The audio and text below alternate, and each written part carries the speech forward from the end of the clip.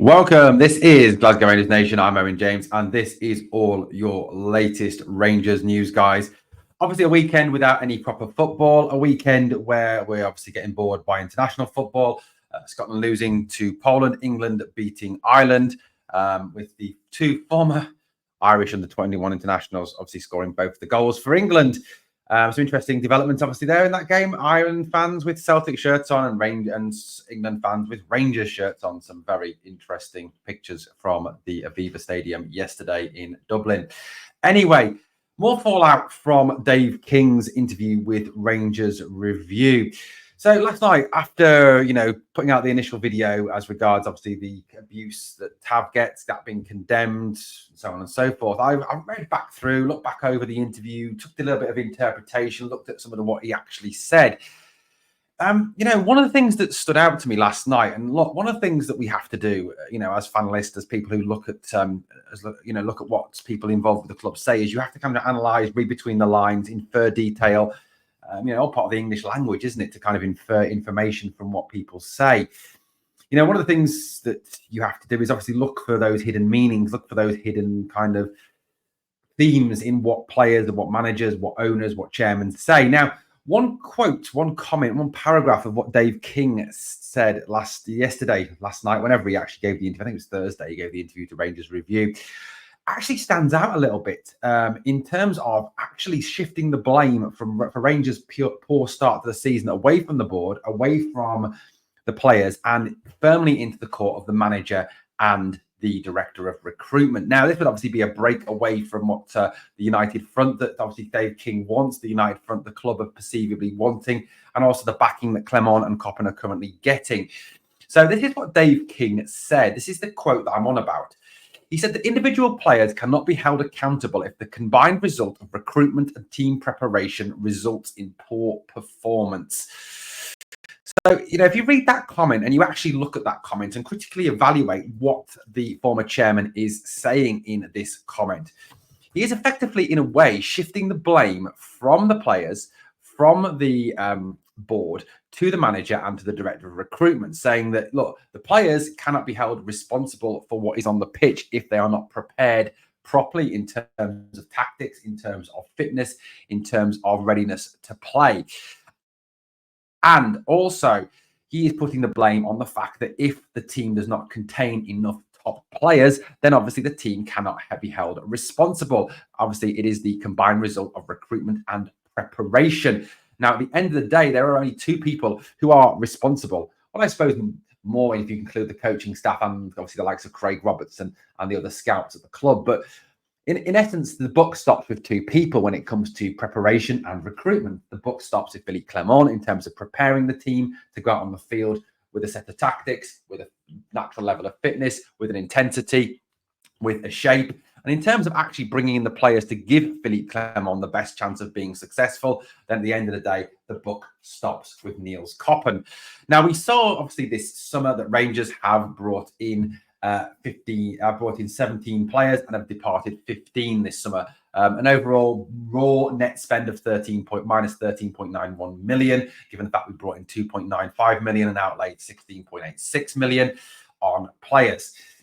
Obviously, the players we brought in over the summer, Mohamed Diamande, technically was already here, so I don't really count him as an arrival this summer, so that probably takes it back to 16.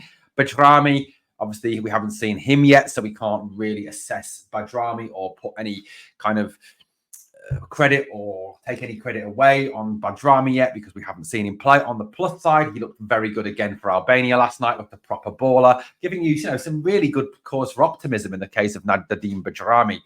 Robin Propper, who I think it's fair to say has kind of struggled to settle in a little bit and is kind of trying to, adapt to the Scottish game. He is finding that side of it hard. The Celtic game in particular, he looked a bit like a rabbit caught in a headlights or a cat or a deer or whatever it is caught in the headlights. Hamza Igman, obviously, we haven't really seen yet other than for about 15, 16 minutes against Celtic, which we now know is because Danilo wasn't fit.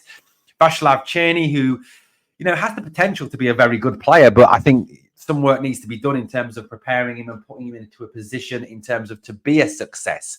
I mean, I think that actually when they shifted him to the left towards the end of the second half, he actually looked a better player going outside and putting the cross in rather than running into traffic all the time, which is an interesting one, which we'll discuss at another point. Hefte looks a decent buy. Connor Barron looks fantastic. I mean, I've got to say, I absolutely love Connor Barron. The lad is just heart, soul, runs like nobody's business, gets stuck in. I absolutely love this lad. He's one of my top players at the moment. I mean, you all know that obviously I've got, Big Leon is my favourite. I love Big Leon. He's just a man. Absolutely, I love Big Leon. Connor Barron, well up there with Big Leon at the moment. Liam Kelly, obviously, we haven't really seen. Clinton Ciala, you've got to really question why we brought him in. He's a project player for the future. That's probably why we brought him in. But, the fact that he came here in essence for first team football, but he isn't even in the European squad. He's not getting a look in any games. Maybe he's actually sitting there thinking, well, I might as well just stay at AC Milan. At least they put me on the bench for Champions League games. Nerecheo Kasanwirja, we can't obviously draw any attention to yet, because of the fact that we haven't seen him play yet. So it could be that he comes in and is a very good player. We don't know that yet. So look, they're the players that have kind of, come in this summer. Obviously we've still got the issues over Hadji. We've obviously still got issues around certain positions in the team. Who's going to be the number 6? I still think give Bailey Rice a go. The players that have departed, some very talented players have departed. Todd Cantwell, I'm, an unashamed Todd fan.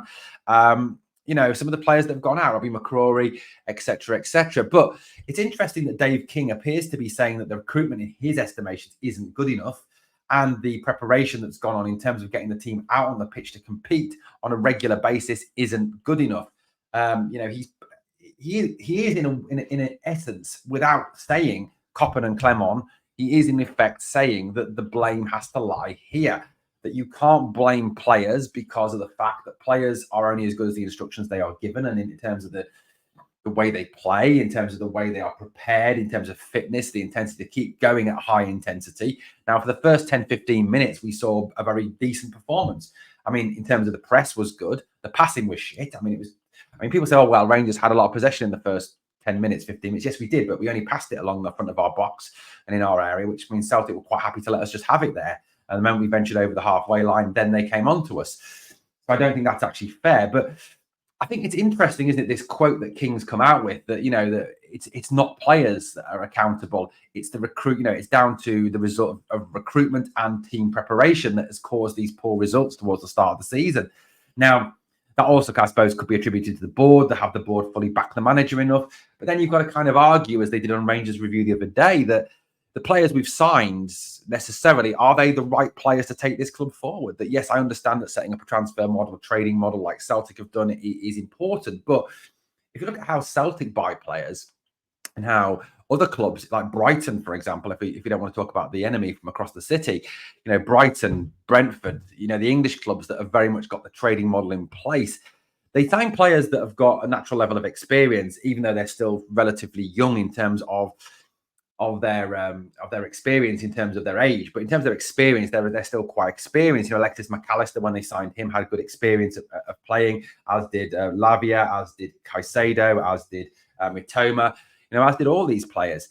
Now, I know that Rangers can't shop in those markets because we haven't got the funds to compete with the likes of Brighton, Brentford, Aston Villa, etc., etc. We just don't have English Premier League money. But, that 16 million that we've outlaid, could that have been better outlaid on, say, 3 players, 4 players, rather than, say, 16 or whatever it was in the end, 11? I think actually we actually brought in, without the loan returns, obviously, that accounted on transfer market. So, there is that argument that maybe that the recruitment was wrong from that aspect, that we could have gone out and, say, got 3, 4 top better players, spent 20 million, say 5 million per player on 4 players, and brought in 4 better players. Say if we'd gone and committed fully to, say, someone like Albion Rahmani, who's gone to Sparta Prague and is regularly scoring goals in the Czech league, which I suppose you could argue is no stronger or weaker than the Scottish league. Other players as well that we could have invested 4 or 5 million in, that maybe would have come in and made this team better straight away, and still those players would have had a sell-on value in the future. I think there's very little doubt that someone like Albion Rahmani in 2-3 seasons is going to go for big money. Abdallah Seema, we have not gone and got him for 5 million that Brighton were looking for. Again, that's another player that, let's say 2 years down the line, is probably going to go for 15 to 20 million to another club. So, was the recruitment strategy sort of short-sighted? Did we make the right signings at the right time? I think, there's some very interesting talking points coming out of what Dave King has said in this interview.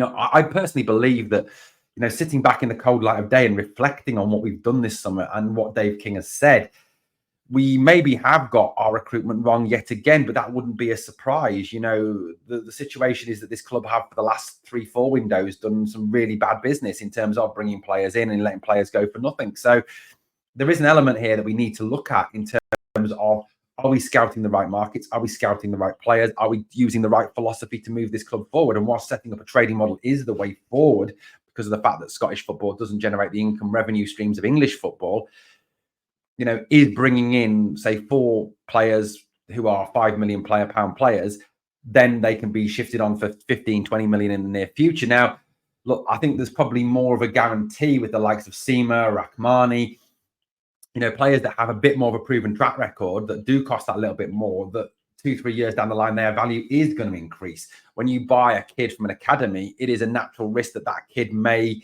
go on to be may go on to be an absolute disaster. But, you know, there is the positive that he may go on to be an absolute star. Igman and Ciala, who knows? We don't know at this point, and we can't condemn them. And I'm not saying that they're rubbish. I'm just saying that we don't know. We genuinely don't know about them. I just think it's markets that we need to have looked at a little bit better, maybe. And I think, you know, Dave King is perhaps raising a point here that is very salient, that is very important to actually discuss in a calm and rational manner as Rangers fans, which for some fans is very difficult to do. But look, this is what he's saying. Let me know what you think. I think there is an element here that he is shifting the blame to Clement, he is shifting the blame to Koppen, and perhaps saying to these two, you need to do better for this club and you need to do better in the future. You know, in terms of bringing players in who can hit the ground running instantly, and obviously Phillipe, in the way you prepare the team and the team you put out and the way you organise the team needs to be better on the park. I mean, I'm not like, it's not sitting here, and I got slaughtered for this yesterday by some. I'm not saying sack him. What I am saying is he needs some more flexibility. He needs to have a more open mind. You know, the same way like I said, you look at the top coaches in world football: Carlo Ancelotti, Pep Guardiola, Jurgen Klopp, Mikel Arteta, you know, Arne Slot. What stands those coaches far apart from any of the other coaches is a flexibility of tactic, a flexibility of style, a flexibility of formation, an ability to change and adapt teams to suit the opposition you're playing, or to get the best out of the players you have fit and available at that point in time, and not just saying, this is fine, my formation, this is my shape, I stick to it. Guardiola, best manager in the world. Yes, I know he has better players to work with, but look at his track record across every club he has been to. He has won trophies, but he has always changed and deferred and moved people around. Klopp beats the behemoth that was Manchester City by doing that very tactic. Guys, I'm just saying, think about this, give it a good reasoned argument, give it a good reason to think. Let me know what you're thinking anyway. Thank you for watching Glasgow Rangers Nation. Guys, as always, on the way out, please smash the like, and remember always, we are the people.